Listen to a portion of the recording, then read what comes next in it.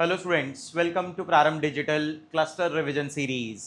आज thermodynamic lecture number 4 के बारे में बात करने वाले हैं और एक सबसे ही इंपॉर्टेंट टॉपिक एंट्रोपी का डिस्कशन करेंगे और उसके साथ साथ गिब्स एनर्जी, जो एग्जाम के लिए बहुत ही ज़्यादा इंपॉर्टेंट है। So let's begin. सो अब यहाँ पे पहला जो डिस्कशन हम करने वाले हैं वो होगा एंट्रोपी का। लेकिन एंट्रोपी का डिस्कशन करना क्यों है, उन बातों को समझ लेते हैं। आपने फर्स्ट लॉ ऑफ थर्मोडायनेमिक जो पढ़ा था, उस लॉ के कुछ ड्रॉबैक भी हैं, कुछ लिमिटेशन भी है। जैसे फर्स्ट लॉ ऑफ थर्मोडायनेमिक कभी ये नहीं बताता स्टूडेंट्स कि कोई प्रोसेस स्पॉन्टेनियस है या नॉन स्पॉन्टेनियस है। ठीक है, फर्स्ट लॉ ऑफ थर्मोडायनेमिक मुझे ये नहीं समझाता कि कोई प्रोसेस कभी कभी कंप्लीट क्यों नहीं होता। मतलब मैं ये बोलना चाहता हूँ कि किसी प्रोसेस में कभी कभी इक्विलिब्रियम क्यों आ जाता है। ठीक है, तो इन सब बातों को समझने के लिए second law of thermodynamic introduce किया गया। और सेकेंड लॉ ऑफ थर्मोडायनेमिक में सबसे पहले आप समझने वाले हैं स्पॉन्टेनियस और नॉन स्पॉन्टेनियस प्रोसेस के बारे में, कि what is spontaneous process, what is non spontaneous process. तो देखिए, स्पॉन्टेनियस प्रोसेस बेसिकली वो प्रोसेस है विच अकर बाय इट्स ओन, ऐसा प्रोसेस जो खुद से हो रहा हो, ऐसा प्रोसेस जिसे कंप्लीट होने के लिए ड्राइविंग फोर्स की जरूरत नहीं है, जिसके लिए कंटिन्यूअस ड्राइविंग फोर्स नहीं चाहिए, उसे मैं बोलता हूं spontaneous process. Non spontaneous process basically वो प्रोसेस है which require continuous driving force. once you stop the supplying driving force, once you stop the supply of driving force, once you stop the supply of energy, either the process will stop, या तो process रुक जाएगा या तो वो अपनी original state पे वापस आ जाएगा। Students, that is a basic difference between spontaneous process and non spontaneous process. मतलब एक ऐसा प्रोसेस है जो खुद से हो रहा है और एक ऐसा प्रोसेस है जो खुद से नहीं हो रहा, जिसे होने के लिए कंटिन्यूअस ड्राइविंग फोर्स एनर्जी की रिक्वायरमेंट है। ठीक है, let's discuss few examples of spontaneous and non spontaneous process. जैसे मैं आपसे बोलूं combustion of hydrocarbon. Student, combustion of hydrocarbon जो है, कंबशन ऑफ CXHY, एक बार अगर ये प्रोसेस आपने स्टार्ट कर दिया तो ये खुद से कार्बन डाइऑक्साइड और वाटर प्रोड्यूस करेगा। आपको अब इस प्रोसेस में कुछ नहीं करना है, मतलब ये स्पॉन्टेनियस प्रोसेस है। बट इसी का रिवर्स सोचिए, फॉर्मेशन ऑफ हाइड्रोकार्बन। हाइड्रोकार्बन की फॉर्मेशन के लिए कंटिन्यूअस एनर्जी की सप्लाई की जरूरत होगी। स्टूडेंट्स, अगर आपने एनर्जी की सप्लाई बंद कर दी तो प्रोसेस में जो फॉर्मेशन चल रही है वो स्टॉप हो जाएगी। ठीक है, मान लीजिए एक नॉर्मल प्रोसेस में अगर मैं ऐसे बात करूं कि यहाँ पे एक बॉल रखी हुई है, इसे मैंने क्या किया, पुश कर दिया, तो ये बॉल धीरे धीरे कहाँ आ जाएगी, ये नीचे आ जाएगी यहाँ पे। ठीक है, तो ये प्रोसेस क्या हुआ, ये प्रोसेस हुआ स्पॉन्टेनियस, जहाँ पे मुझे बस इनिशिएट करना पड़ा, कंटिन्यूअस ड्राइविंग फोर्स की जरूरत नहीं थी। बट अब मान लीजिए कि आप क्या कर रहे हैं, आप इसी बॉल को नीचे से ऊपर की तरफ ला रहे हैं, तो इस केस में आपको कंटिन्यूअसली एनर्जी सप्लाई करनी पड़ेगी। अगर आपने यहाँ पे एनर्जी सप्लाई बंद की तो ऐसा हो सकता है कि बॉल यहाँ से वापस नीचे आ जाए। ठीक है, तो एक प्रोसेस है जहाँ पे प्रोसेस खुद से हो रहा है और एक प्रोसेस है जहाँ पे वो प्रोसेस खुद से नहीं हो रहा। तो जो खुद से होगा वो स्पॉन्टेनियस और जो खुद से नहीं हो पाएगा वो नॉन स्पॉन्टेनियस। ऐसा देखा गया है कि in most of the cases अगर A to B process spontaneous है तो उसका रिवर्स यानी B to A process non spontaneous है। Students, if A to B process is spontaneous तो उसका reverse process is non spontaneous. अब हमारे माइंड में ये क्वेश्चन आता है कि ऐसा क्यों है। तो जब हम इसके बारे में डिटेल स्टडी करते हैं तो हमें समझ आता है कि ये होता है रैंडमनेस की वजह से। Randomness is one of the criteria जिस वजह से कुछ प्रोसेस स्पॉन्टेनियस होते हैं और कुछ प्रोसेस होते हैं non spontaneous. So now question is student कि why few processes are spontaneous and why few processes are non spontaneous. तो साइंटिस्ट लोगों ने धीरे धीरे ट्राई किया ये फाइंड आउट करने का कि इसके पीछे क्या रीज़न है। तो उन्हें सबसे पहले लगा कि इन सब में जो सबसे बड़ा रीज़न है ना, वो शायद एनर्जी क्राइटेरिया है। क्योंकि अभी तक आपने नोटिस किया होगा हम थर्मोडायनेमिक्स में एनर्जी के बारे में ही बात कर रहे हैं, बराबर। मैक्सिमम चीज़ें जो हैं वो एनर्जी क्राइटेरिया के बारे में ही बात हो रही है। तो शायद ऐसा लग रहा था कि एनर्जी क्राइटेरिया हो, बट एनर्जी में भी क्या हुआ कि व्हेन वी फाइंड आउट कि कुछ एक्सोथर्मिक रिएक्शन है, व्हाट वी फाइंड आउट कि there are few exothermic reaction जो स्पॉन्टेनियस हैं, बट उसी तरफ कुछ ऐसे भी एक्सोथर्मिक रिएक्शन हैं जो नॉन स्पॉन्टेनियस हैं। मतलब आप ऐसे नहीं बोल सकते कि all exothermic reactions are spontaneous in nature, और आप ऐसे भी नहीं बोल पा रहे हो कि all endothermic reactions are non spontaneous in nature. तो स्टेटमेंट ऐसे देनी पड़ रही कि generally exothermic reactions are spontaneous and generally endothermic reactions are non spontaneous. मतलब ये इस तरीके से लग रहा है कि नहीं, एनर्जी ही खाली क्राइटेरिया हो ये नेसेसरी नहीं है। ठीक है, धीरे धीरे और जब बातें समझी गई, देखी गई, एग्जाम्पल्स, एक्सपेरिमेंट्स को जब देखा गया, समझा गया, तो लेटर ऑन दे रियलाइज कि नहीं, there is a something different criteria called randomness. वहाँ एक दूसरी क्राइटेरिया है जो इसको ऑपरेट कर रही है, स्पॉन्टेनिटी को, जिसका नाम है रैंडमनेस, डिसऑर्डरनेस। साइंटिस्ट का बोलना ऐसा था स्टूडेंट्स कि जो रैंडमनेस है वो बहुत ही इजी तरीके से हो सकती है। किसी भी सब्सटेंस को, किसी भी इंसान को, नेचर को डिसऑर्डर इजीली किया जा सकता है, रैंडमनेस इजीली लाई जा सकती है। जैसे ऑर्डर्ड रहना नहीं पसंद है लोगों को, डिसऑर्डर फॉर्म में रहना पसंद है, वैसे ही सब्सटेंसेस को भी डिसऑर्डर फॉर्म में रहना पसंद है।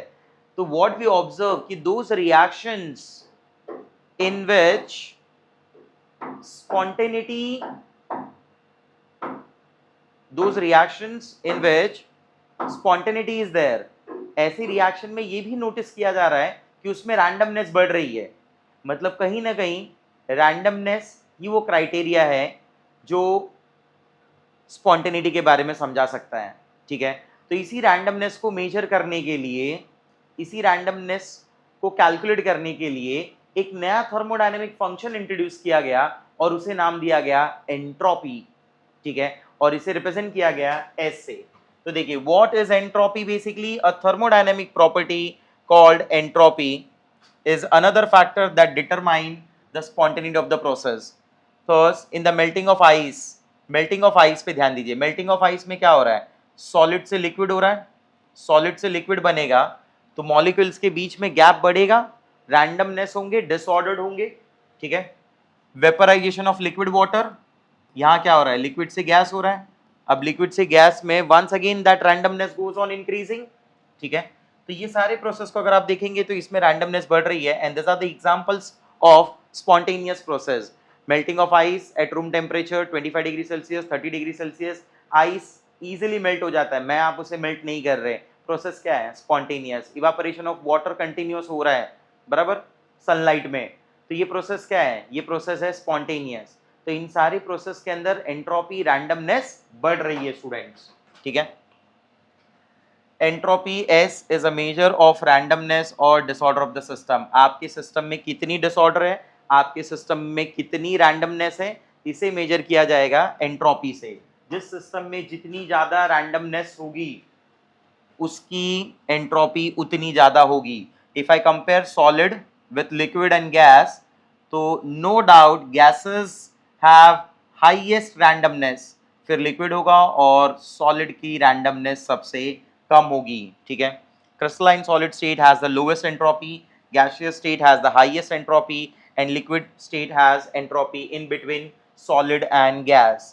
अगर मैं बात करूं वाटर सॉलिड, वाटर लिक्विड की फॉर्म और वाटर गैस की फॉर्म, तो इन तीनों में अगर आप कंपैरिजन करेंगे तो water solid has lowest entropy, lowest randomness, water gas has highest entropy, highest randomness, whereas liquid will be in between solid and gas। तो मैंने यहाँ से एक बात ये समझी कि gaseous substances के अंदर randomness ज़्यादा होती है as compared to solid and liquid। चलिए एंट्रोपी को और थोड़ा डिटेल में आगे डिस्कस करते हैं। Quantitative definition of entropy.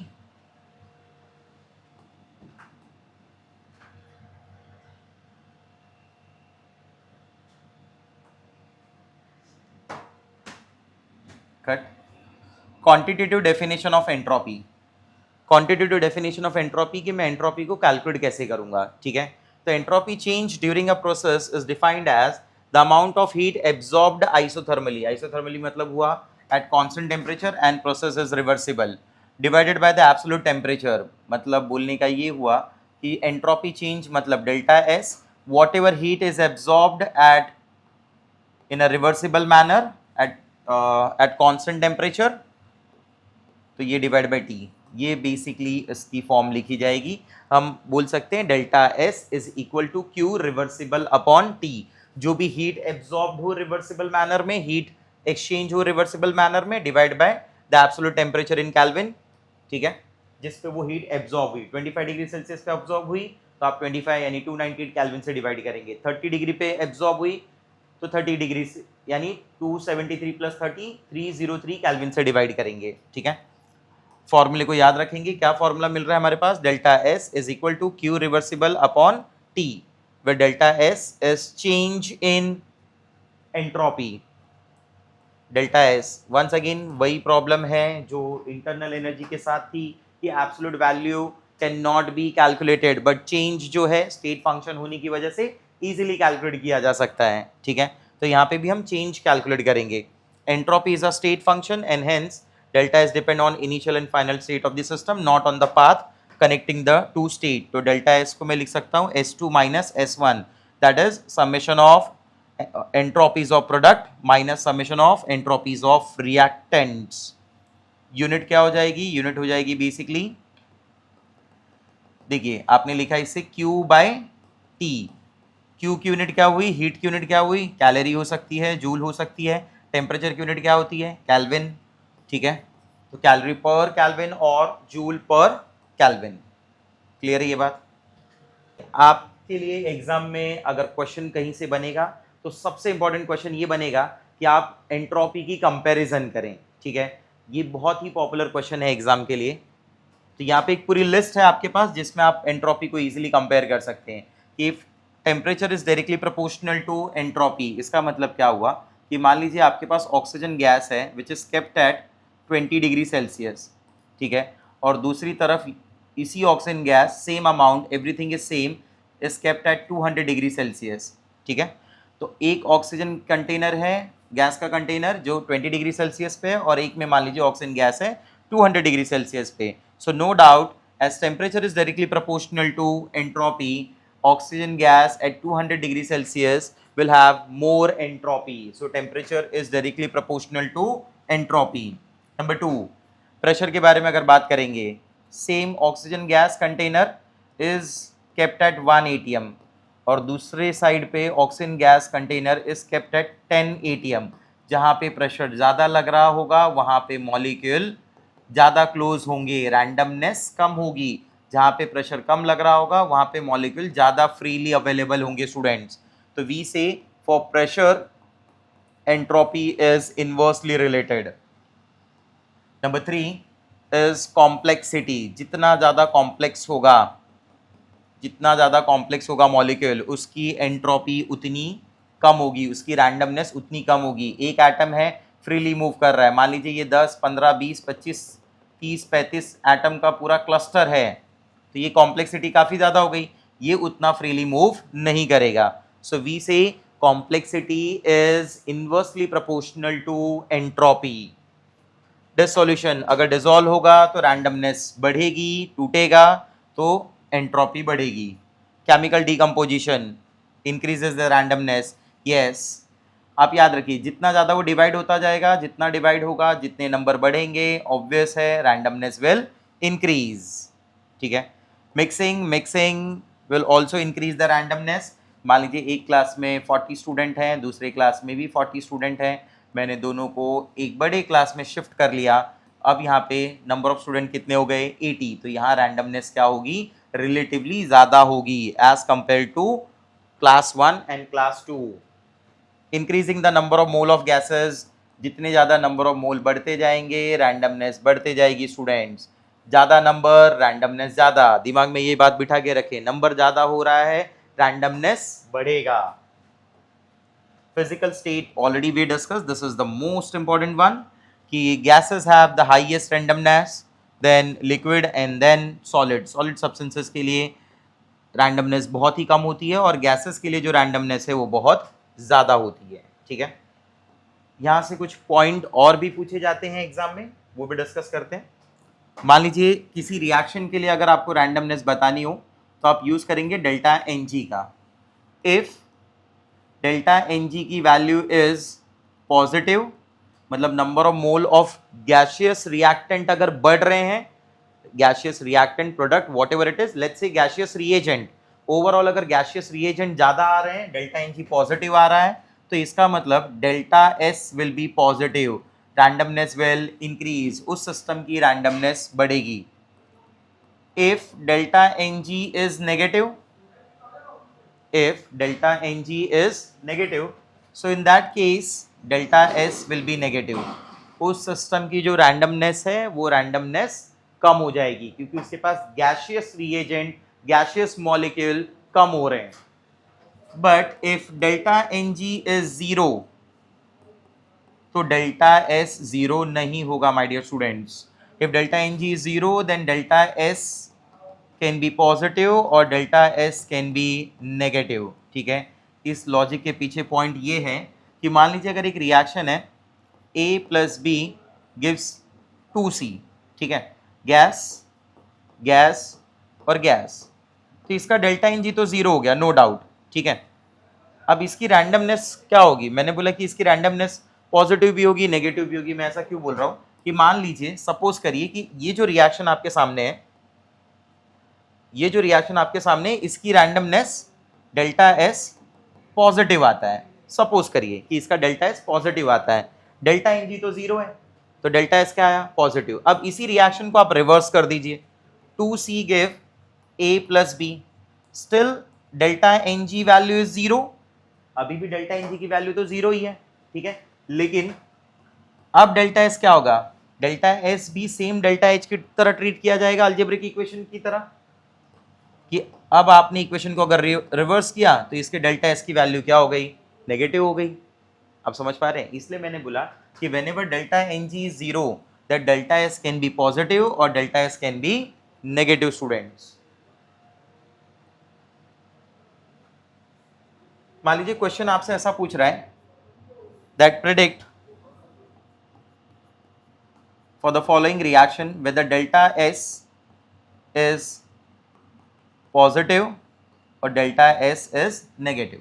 मान लीजिए रिएक्शन दिया है मुझे CaCO3, CaCO3 की फॉर्म होती है सॉलिड, जो बन जाएगा CaO solid plus CO2 gas, balance form है। Let's find out the delta N G. क्या होगा delta N G? Number of moles of gaseous product minus summation of number of moles of gaseous reactant. ठीक है, तो इस case में अगर आप नोटिस करेंगे तो आपको क्लियर पता चल जाएगा कि only CO2 is in gaseous state, ये काउंट नहीं होगा, ये काउंट नहीं होगा। स्टूडेंट्स, आप समझ रहे हैं बात को? Only CO2 is in gaseous state. अगर CO2 गैशियस स्टेट में है तो प्रोडक्ट हो गया 1, रिएक्टेंट हो गया 0, इसका डेल्टा एन जी आ गया 1। अगर डेल्टा एन जी 1 यानी पॉजिटिव तो डेल्टा एस यानी सिस्टम जो है, डेल्टा एस जो सिस्टम के लिए है वो क्या हो जाएगा? पॉजिटिव। ठीक है, मान लीजिए क्वेश्चन ने अगर मुझे ऐसा पूछा कि nitrogen gas reacts with hydrogen gas and produces ammonia gas. N2 gas plus 3H2 gas give 2NH3 gas. Gas है, ये भी गैस है, ये भी गैस है। ठीक है, चलिए let's calculate the value of delta N G. इस रिएक्शन के लिए डेल्टा एन जी क्या हो जाएगा? प्रोडक्ट साइड पे क्या है? प्रोडक्ट साइड पे 2 है, minus sum of these two, बराबर सम ऑफ दीज टू मतलब 1 plus 3, 2 minus 4, 2 minus 4 will be -2। तो आपने बोला यहाँ पे डेल्टा एन जी नेगेटिव है तो इसका डेल्टा एस भी क्या होगा? नेगेटिव। तो इस सिस्टम की ओवरऑल रैंडमनेस डिक्रीज होगी। क्यों डिक्रीज हुई स्टूडेंट्स? क्योंकि उसके जो गैशियस मॉलिक्यूल थे वो अब कम हो गए। समझ पा रहे हैं आप इस बात को? क्लियर हो रहे हैं ये पॉइंट्स? ठीक है, so let's start with second law of thermodynamics. Second law of thermodynamics says, देखिए ऐसे तो there are various statements of second law of thermodynamics, but जो मैं पढ़ना चाहता हूँ, जो मैं आपको समझाना चाहता हूँ, बताना चाहता हूँ, वो ये है कि the total entropy of the universe is increasing. Total entropy of the universe is increasing. बोलने का मतलब ये है कि जो डेल्टा एस यूनिवर्स है, ठीक है, ये प्रोसेस स्पॉन्टेनियस हो रहे हैं। यूनिवर्स के अंदर होने वाले प्रोसेस क्या हैं? इरिवर्सिबल प्रोसेस हैं। ये सारे के सारे प्रोसेस स्पॉन्टेनियस हैं। फ्लड आ जाना, बराबर, ये प्रोसेस क्या है? ये प्रोसेस स्पॉन्टेनियस है, इरिवर्सिबल नेचर है, खुद से हो रहा है ये, बराबर। लैंड स्लाइडिंग होना और फ्लड आ जाना, ठीक है, अर्थक्वेक आना, ये सब प्रोसेस क्या है? ये सब प्रोसेस जो है वो इरिवर्सिबल है, नेचर में होने वाले प्रोसेस हैं। ये स्पॉन्टेनियस प्रोसेस हैं।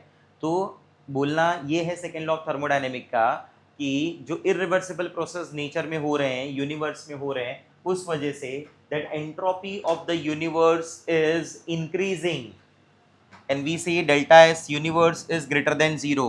मतलब delta S total is greater than zero, ठीक है, टोटल जीरो से ज़्यादा है, पॉजिटिव है ना, तभी तो आप उसे क्या बोल रहे हैं? स्पॉन्टेनियस बोल रहे हैं। कि डेल्टा एस टोटल का क्या मतलब हुआ? डेल्टा एस टोटल का मतलब हुआ delta S system plus delta S surrounding, क्योंकि यूनिवर्स किसका बना हुआ है? यूनिवर्स बना हुआ है सिस्टम एंड सराउंडिंग का। तो यहाँ से एक पॉइंट हमारे पास आ गया कि अगर किसी भी प्रोसेस को आपको आइडेंटिफाई करना है कि whether the given process is spontaneous और नॉन स्पॉन्टेनियस, तो आप उसके लिए कैलकुलेट करिए डेल्टा एस टोटल की value. If delta S total is greater than zero then the process is spontaneous. If delta S total is less than 0 then the process is non-spontaneous process, and if delta S total is equal to 0 then the process is said to be at equilibrium, ठीक है। अब इन सब में problem ये आ गई सबसे बड़ी कि मेरे लिए डेल्टा एस सिस्टम ढूंढना तो आसान है, बट डेल्टा एस सराउंडिंग ढूंढना उतना आसान नहीं है स्टूडेंट्स, क्योंकि सिस्टम के लिए जो चेंज होता है, जो रैंडमनेस चेंज होता है, वो काफ़ी छोटा या बड़ा हो सकता है, बट सराउंडिंग की अगर आप बात करेंगे तो उसके लिए होने वाला जो चेंज है वो हमेशा छोटा ही होता है, क्योंकि ये सराउंडिंग बहुत ज़्यादा बड़ी है। आप समझ पा रहे हैं? जिस किसी भी पार्ट को आप सिस्टम मानते हैं, उसका रिमेनिंग पार्ट यूनिवर्स में क्या माना जाता है? सराउंडिंग। तो हमारे लिए सबसे बड़ी प्रॉब्लम ये थी एंट्रोपी का यूज़ करके स्पॉन्टेनिटी को फाइंड आउट करना, कि मुझे सिस्टम और सराउंडिंग दोनों के बारे में पढ़ना होगा, दोनों कैलकुलेट करना होगा, तभी मैं बता सकता हूँ कि ये प्रोसेस स्पॉन्टेनियस है या नॉन स्पॉन्टेनियस है, ठीक है। तो इसी का सबसे आसान तरीका ढूंढा H.W. गिब्स ने, और उन्होंने उसका नाम दिया गिब्स एनर्जी।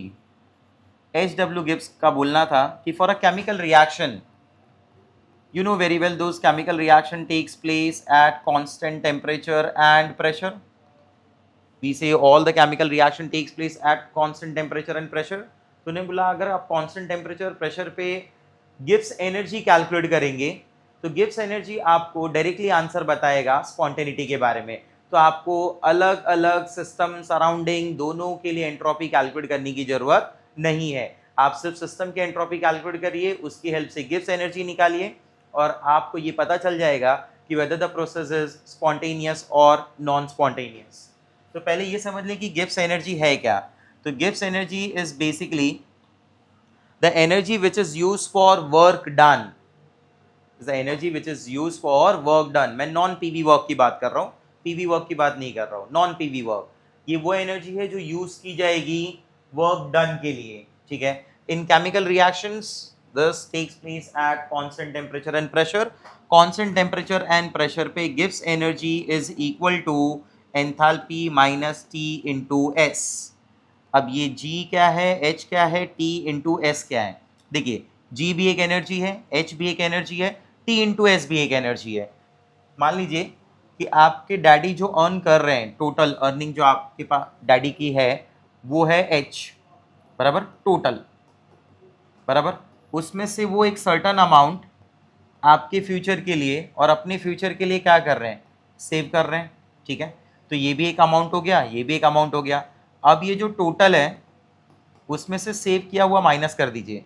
जो भी पार्ट बचता है वो घर के एक्सपेंसेस में, घर के कामों में, घर के वर्क के लिए यूज किया जाएगा। तो ये भी मनी है, ये भी मनी है और ये भी मनी है। इसी तरीके से जी भी एनर्जी है, एच भी एनर्जी है और टी इंटू एस भी एनर्जी है। टी इंटू एस वो एनर्जी है जो सिस्टम अपने पास सेव रख रहा है, बराबर, खुद की रैंडमनेस के लिए, खुद की डिसऑर्डर के लिए। H is a total energy of the system. Total से आप टी इंटू एस माइनस करिए, यहां से जो एनर्जी मिलेगी इसका ही नाम है गिब्स एनर्जी। क्लियर हो रहा है? ठीक है, जिसे आगे की फॉर्म में मैं ऐसे लिखूंगा, delta G is equal to delta H minus T into delta S. It takes place at constant temperature, इसलिए टी लिखा गया, डेल्टा टी नहीं लिखा गया। ठीक है, क्लियर हो रही है बात? अब यहाँ पे मान लीजिए कि इस फॉर्म को मैं ऐसे भी देख सकता हूँ, delta G equal to delta H minus T into delta S. ये तीनों एनर्जी हैं। Delta G is calculated in joule, delta H is calculated in joule, temperature होता है केल्विन, डेल्टा एस होता है जूल पर केल्विन। केल्विन केल्विन कैंसिल हो जाएगा, तो this is joule, this one is also joule and this one is also joule. ठीक है, इसलिए मैंने बोला ये तीनों फॉर्म होती हैं एनर्जी की। अब देखिए, आपके लिए स्पॉन्टेनिटी कैलकुलेट करना कितना आसान है। ये जो डेल्टा एच आपको गिवन है, this delta H is for system, this delta S is also for system. ये टेम्परेचर आप सराउंडिंग का यूज करेंगे। ठीक है, अगर आपको डेल्टा एच सिस्टम का पता है, डेल्टा एस सिस्टम का पता है और सराउंडिंग का टेम्परेचर जहाँ पे ये प्रोसेस हो रहा है, तो आप डेल्टा जी ढूंढ सकते हैं। And if the value of delta ji comes negative, then the process is said to be spontaneous process. If the value of delta G comes positive, then the process is said to be non-spontaneous process. And if the value of delta G is said to be 0, then we say the process is at equilibrium. Simple हो गई बातें कि आप सिर्फ क्या करिए, delta H system बताइए, delta H system बताइए और सराउंडिंग का टेम्परेचर बताइए। इन तीनों से आप ढूंढ सकते हैं डेल्टा जी। ठीक है, तो अगर डेल्टा जी नेगेटिव तो process is spontaneous, delta G positive तो प्रोसेस इज नॉन स्पॉन्टेनियस, और डेल्टा जी अगर जीरो आ गया then it is said to be at equilibrium. ठीक है, जैसे मान लीजिए एक डेल्टा एस मुझे दिया गया है 40, मान लीजिए डेल्टा एच दिया गया है 140। ठीक है, और टेम्परेचर है मान लीजिए 300 केल्विन। तो पूछा जा रहा है कि find out the value of delta ji. Delta H है मेरे पास 140 माइनस टेम्परेचर है 300 इंटू 40। ठीक है, ये हो जाएगा 140 माइनस 300 इंटू 40, 300 इंटू 4 हो जाएगा 1200। अच्छा, यूनिट भी देख लीजिए, ये यूनिट है जे बाई के, ये इसकी यूनिट है जे, इसकी यूनिट है के, मतलब सेम यूनिट में चल रहा है। 300 इंटू 40 यानी ये हो जाएगा 1200, 1 मोर 0, 12,000 बेसिकली। तो 12,000 में से आप 140 माइनस करेंगे, जो भी आंसर आएगा आपका माइनस में आएगा, मतलब डेल्टा जी की वैल्यू आई नेगेटिव। और मैंने आपको जैसा बोला था कि अगर आपके डेल्टा जी की वैल्यू नेगेटिव आएगी तो अब आप उस प्रोसेस को बोलेंगे स्पॉन्टेनियस प्रोसेस। ठीक है, इसकी और वेरियस फॉर्म को डिस्कस करते हैं।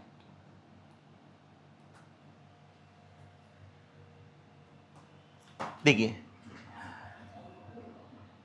डेल्टा जी नेगेटिव कब हो सकता है, डेल्टा जी पॉजिटिव कब हो सकता है। ठीक है, इसके बारे में एक डिटेल एक्सप्लेनेशन है। प्रोसेस को स्पॉन्टेनियस होने के लिए, for process to be spontaneous, we say कि डेल्टा एच का नेगेटिव होना नेसेसरी है, जिससे मैं बोलता हूँ गुड फैक्टर। ठीक है, जिससे मैं बोलता हूँ good factor for spontaneous process. For spontaneous process delta H का नेगेटिव होना जरूरी है और डेल्टा एस का पॉजिटिव होना जरूरी है। इन फैक्टर्स को मैंने नाम दिया है कि this are the good factors. ये फैक्टर वो फैक्टर हैं जो स्पॉन्टेनिटी को सपोर्ट करते हैं। इसका उल्टा क्या होगा, इसका उल्टा होगा डेल्टा एच का पॉजिटिव होना और डेल्टा एस का नेगेटिव होना। ये स्पॉन्टेनिटी के बैड फैक्टर्स हैं। ठीक है, डेल्टा एच का नेगेटिव होना, डेल्टा एस का पॉजिटिव होना, ये स्पॉन्टेनिटी का गुड फैक्टर है और उसका रिवर्स बैड फैक्टर है। ठीक है, तो मान लीजिए आपके पास डेल्टा एच नेगेटिव है और डेल्टा एस पॉजिटिव है। नेगेटिव यानी क्या हो गया, गुड फैक्टर, पॉजिटिव यानी क्या हो गया, गुड फैक्टर। अगर दोनों गुड फैक्टर हैं तो कंडीशन तो क्या है, टू गुड। मतलब ये प्रोसेस हमेशा क्या होगा, स्पॉन्टेनियस प्रोसेस। तो रिमार्क ये हो जाएगा कि these reactions are spontaneous at all the temperature. मतलब आपने क्वेश्चन रीड किया और आपने क्वेश्चन में देखा कि डेल्टा एच की वैल्यू नेगेटिव है और डेल्टा एस की वैल्यू पॉजिटिव है, तो आपने बोला ये तो दोनों गुड फैक्टर दिए गए हैं, और जब दोनों गुड फैक्टर हो तो किसी भी टेम्परेचर पे eight any temperature that process will be spontaneous only.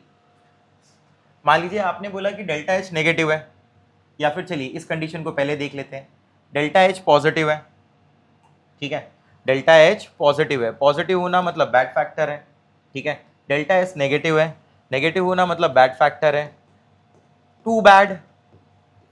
तो at any temperature this process is said to be non spontaneous. किसी भी टेम्परेचर पे ये प्रोसेस हमेशा क्या बोला जाएगा, नॉन स्पॉन्टेनियस। समझ पा रहे हैं? अब इन दो कंडीशंस की बात करते हैं जिन पे क्वेश्चन बहुत ज्यादा बनते हैं कि if delta H is a good factor and delta S is a bad factor, तो ऐसे केसेस में डेल्टा जी की वैल्यू नेगेटिव भी आ सकती है, पॉजिटिव भी आ सकती है, that totally depends on temperature.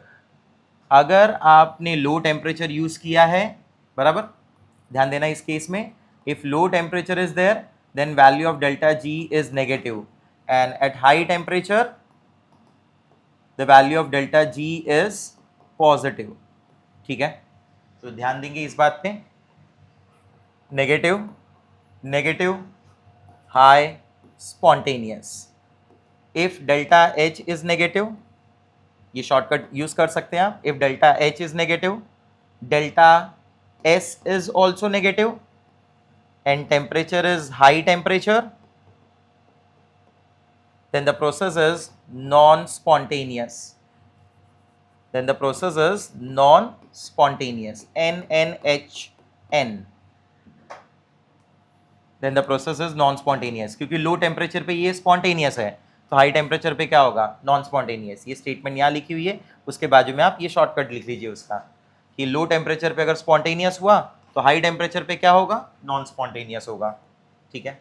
और इसका ही रिवर्स हम यूज करेंगे थर्ड वाली फॉर्म में, जहाँ पे डेल्टा एच बैड फैक्टर है और डेल्टा एस गुड फैक्टर है, ठीक है।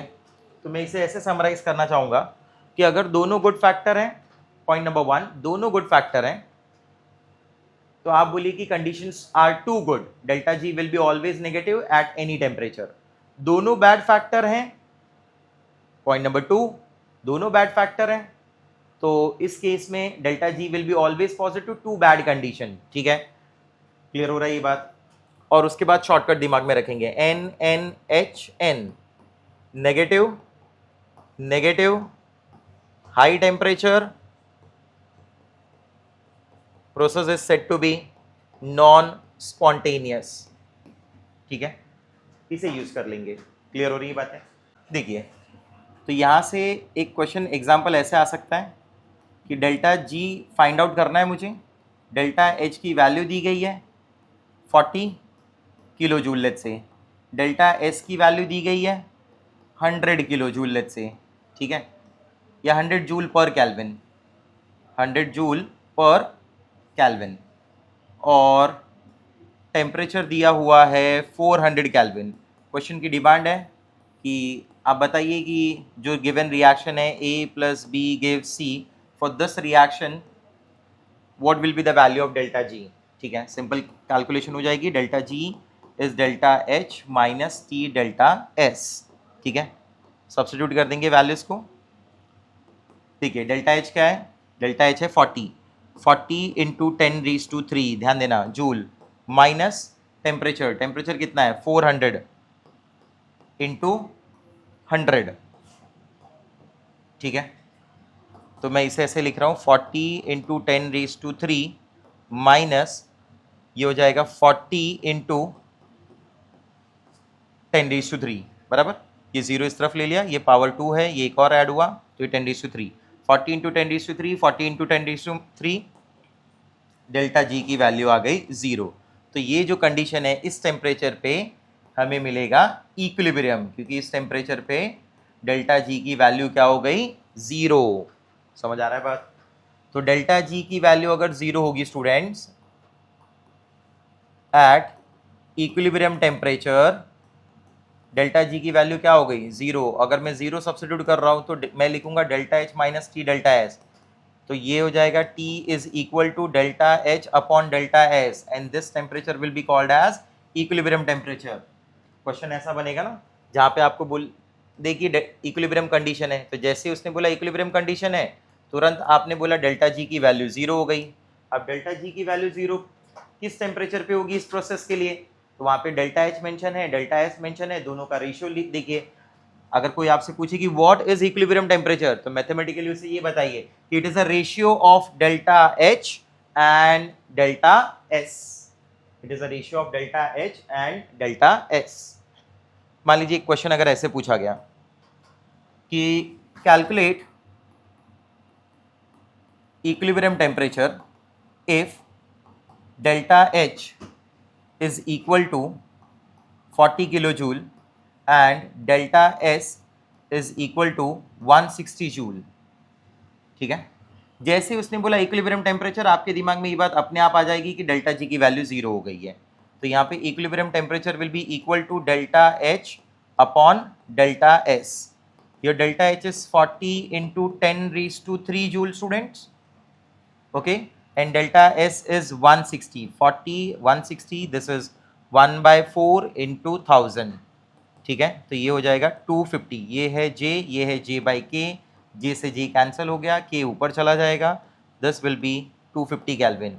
इसका मतलब ये हुआ कि ये प्रोसेस में 250 केल्विन पे ये रिएक्शन इक्विलिब्रियम पे होगा। 250 केल्विन जैसे ही आएगा ये रिएक्शन इक्विलिब्रियम पे आ जाएगा, उस समय उसकी डेल्टा जी की वैल्यू क्या हो जाएगी 0। ठीक है, अब जब इक्विलिब्रियम की बात कर ही रहे हैं तो let's see the relation between